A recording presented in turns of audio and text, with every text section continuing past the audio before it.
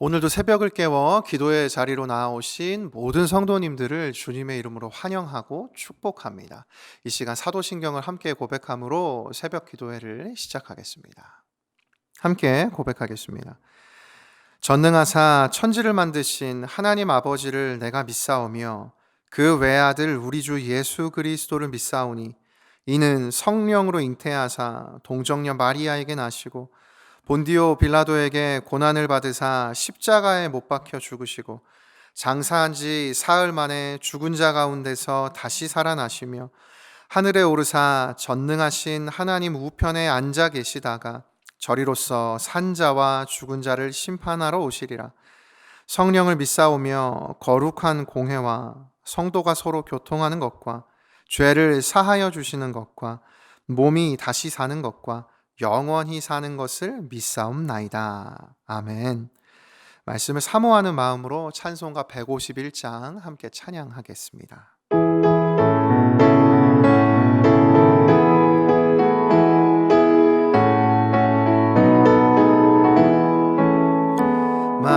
만왕의 왕 내 주께서 왜 고초당했나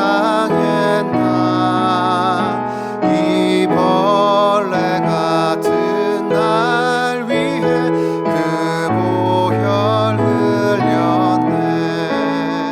십자가 내가 처음 볼 때에 나의 맘에 큰 고통 사라져 오늘 믿고서 내 눈 밝았네. 참 내 기쁨 영원하도다. 주 십자가 못 박힘은 속죄함 아닌가. 그 긍휼함과 그 은혜 말할 수 없도다. 십자가 내가 처음 볼 때에 나의 맘에 큰 고통 사라져 오늘 믿고서 내 눈 밝았네. 참 내 기쁨 영원하도다. 늘 울어도 그 큰 은혜 다 갚을 수 없네. 나 주님께 몸 바쳐서 주의 일 힘쓰리. 십자가 내가 처음 볼 때에 나의 맘에 큰 고통 사라져 오늘 믿고서 내 눈 밝았네. 참 내 기쁨 영원하도다. 아멘. 오늘 함께 나눌 말씀은 사사기 15장 18절부터 20절까지 말씀입니다. 사사기 15장 18절부터 20절 함께 봉독하겠습니다. 삼손이 심히 목이 말라 여호와께 부르짖어 이르되 주께서 종의 손을 통하여 이 큰 구원을 베푸셨사오나 내가 이제 목말라 죽어서 할례 받지 못한 자들의 손에 떨어지겠나이다 하니 하나님이 레히에서 한 우묵한 곳을 터뜨리시니 거기서 물이 솟아나오는지라. 삼손이 그것을 마시고 정신이 회복되어 소생하니 그러므로 그 샘 이름을 엔학고레라 불렀으며 그 샘이 오늘까지 레히에 있더라. 블레셋 사람의 때에 삼손이 이스라엘의 사사로 20년 동안 지냈더라. 아멘. 고난주간 기간 동안 그리스도 중심 성경 읽기 보충 기간을 보내고 있습니다. 그래서 이번 한 주간 지난 이 3월과 또 4월 주간 읽었던 본문들 중에서요, 이 은혜가 되었던 본문들을 함께 나누고 있습니다. 오늘은 사사기 말씀을 함께 살펴보려고 합니다. 오늘 본문에서는 한 사건이 벌어집니다.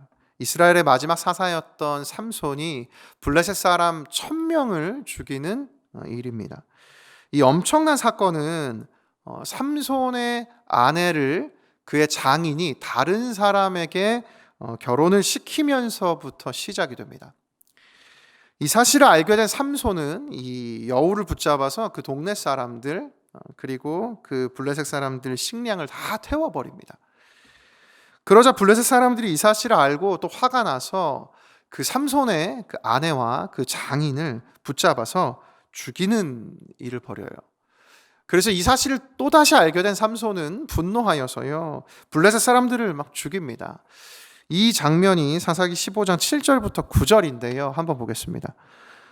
삼손이 그들에게 이르되 너희가 이같이 행하였은즉 내가 너희에게 원수를 갚고야 말리라 하고 블레셋 사람들의 정강이와 넓적다리를 크게 쳐서 죽이고 내려가서 에담 바위 틈에 머물렀더라. 이에 블레셋 사람들이 올라와 유다의 진을 치고 레히에 가득한지라. 이 삼손에 대해 분노한 블레셋 사람들이 이 일을 겪은 이후에 유다로 찾아오게 돼요. 그리고 삼손을 자신들에게 내어주라고 그 유다 사람들에게 요청합니다. 이 이야기를 들은 유다 사람 3,000명이요, 삼손을 찾아가서 삼손을 튼튼한 밧줄로 묶어서 블레셋 사람들에게 이제 보내게 됩니다.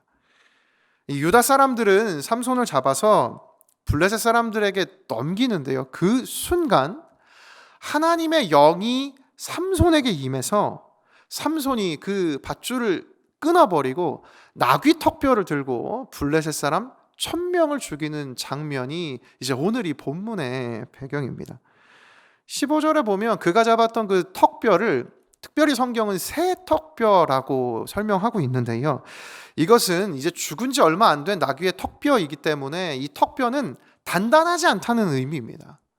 그러니 그 턱뼈로 1,000명을 죽였다는 것은 사실 불가능한 일이라는 것인데, 삼손이 이 일을 이루었다는 것은 하나님의 능력으로 이루어졌기 때문에 그것을 성경이 들려주고 싶어서 삼손이 가진 턱뼈는 이 일을 가능케 할 수 없는 것이다 라는 의미에서 새 턱뼈라고 기록을 해둔 것입니다.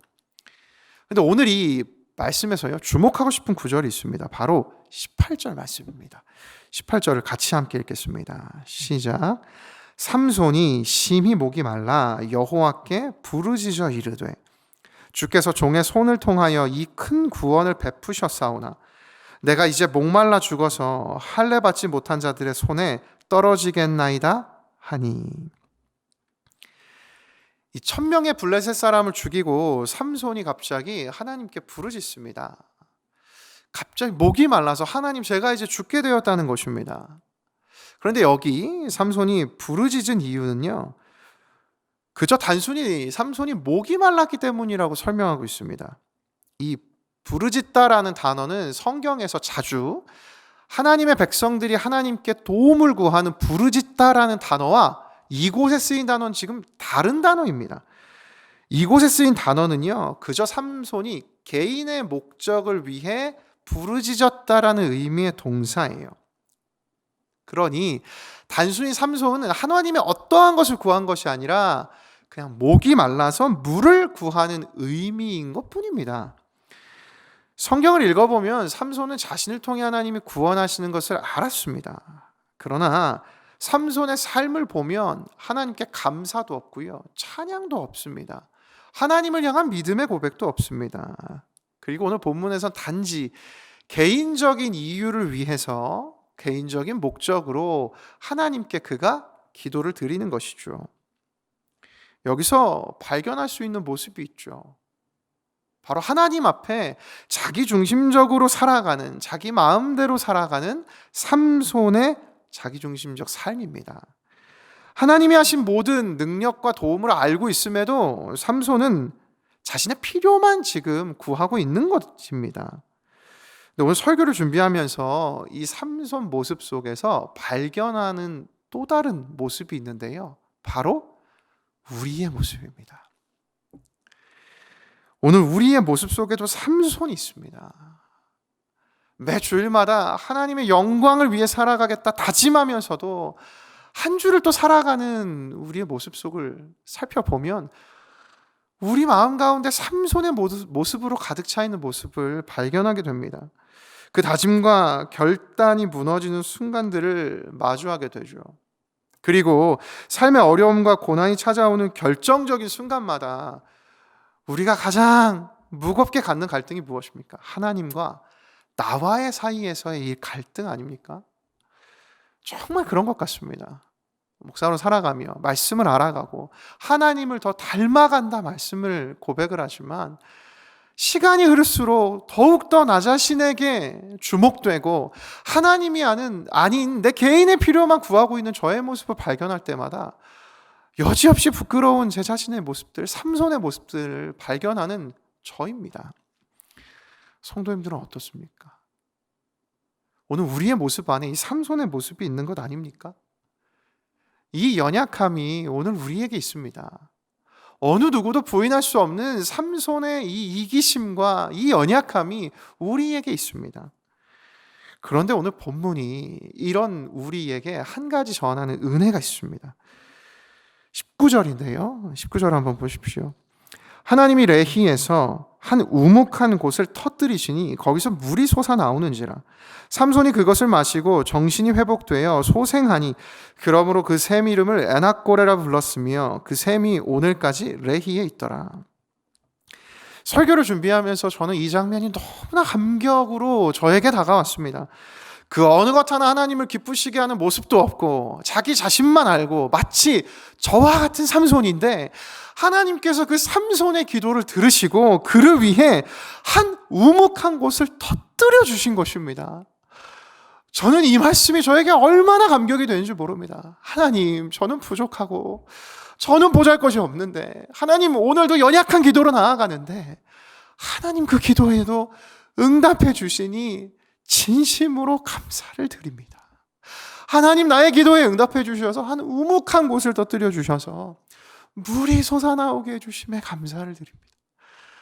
하나님 앞에 정말 말할 수 없는 부끄러움과 동시에 말할 수 없는 감격이 설교를 준비하며 저에게 주어졌습니다. 하나님은 삼손의 요청에 곧바로 응답해 주셨어요. 얼마나 하나님이 곧바로 응답해 주셨냐면요, 29절은요 원어로 보면 연속 동작으로 기록되어 있어요. 하나님께서 우묵한 곳을 터뜨리셨다. 그리고 삼손이 그것을 마셨다. 그리고 회복됐다. 그리고 살아났다. 얼마나 하나님이 긴급하게 신속하게, 그래서 그 과정이 회복되는 한순간의 모습을 19절 한 절로 보여주고 있지 않습니까? 여기 회복됐다라는 단어 또한 마찬가지예요. 단순히 이 목마름만 회복된 것이 아닙니다. 그 뜻이 무엇인가? 원어로 보면 삼손의 영이 돌아왔다는 의미예요.